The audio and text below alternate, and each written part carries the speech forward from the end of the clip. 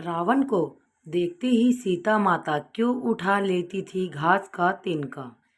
रामायण तो आप सभी ने सुनी या फिर पढ़ी होगी, लेकिन कुछ एक प्रश्न है जो हमारे दिमाग में आज भी घूमते रहते हैं।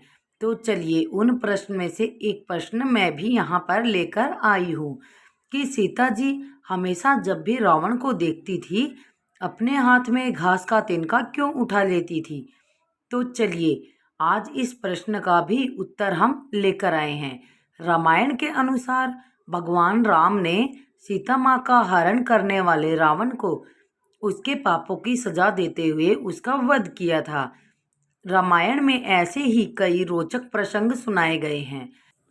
इनमें से एक है सीता माता से जुड़ा वह रोचक किस्सा जिसमें माता सीता रावण को देखते ही अपने हाथ में घास का तिनका उठा लेती थी।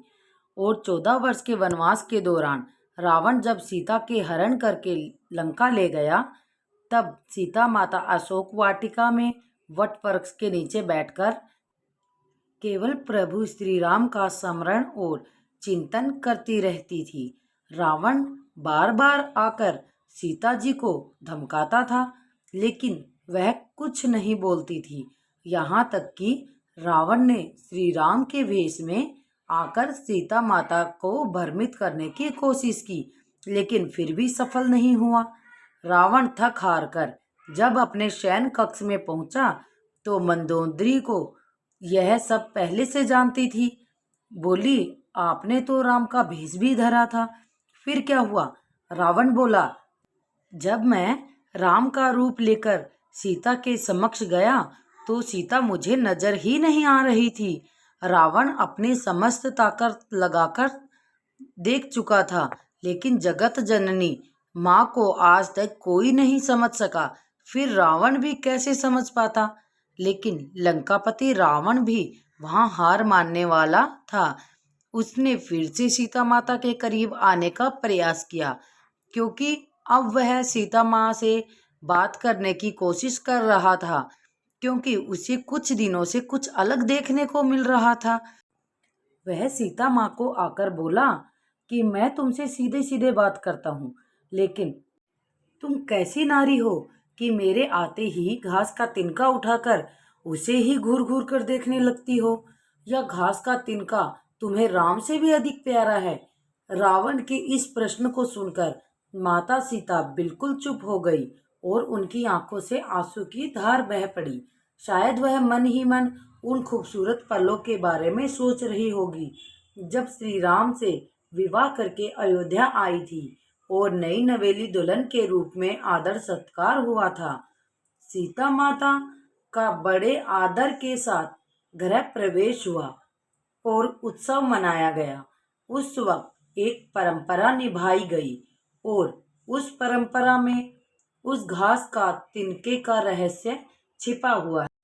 नववधु जब ससुराल आती है तो उसके हाथ से कुछ मीठा पकवान बनाया जाता है, ताकि जीवन भर परिवार के सदस्यों के बीच मिठास बनी रहे। इसलिए सीता जी ने उस दिन अपने हाथों से घर पर खीर बनाई और समस्त परिवार, राजा दशरथ सहित चारों भ्राता और ऋषि संतों को परोसी। सीता जी ने जैसे ही खीर परोसना शुरू किया कि जोर से एक हवा का झोंका आया। सभी ने अपनी अपनी पत्तल संभाली। सीता जी कुछ समझ पाती कि राजा दशरथ जी की खीर पर एक छोटा सा घास का तिनका आकर गिर गया। सीता जी ने उस तिनके को देख लिया, लेकिन अब खीर में हाथ कैसे डाले, यह प्रश्न था। तब सीता जी ने दूर से ही उस तिनके को घूरकर जो देखा तो वो तिनका जलकर राख हो गया, एक छोटा सा बिंदु बनकर रह गया। सीता जी ने मन ही मन सोचा कि अच्छा हुआ किसी ने देखा नहीं, लेकिन राजा दशरथ यह सब देख रहे थे। फिर भी दशरथ जी चुप रहे और अपने कक्ष में चले गए और वहां सीता जी को बुलवाया। फिर राजा दशरथ बोले, मैंने आज भोजन के समय आपके चमत्कार को देख लिया था। आप साक्षात जगत जननी का दूसरा रूप हैं, लेकिन एक बात आप मेरी जरूर याद रखना, आपने जिस नज़र से आज उस तिनके को देखा था, उस नज़र से आप अपने शत्रु को भी मत देखना।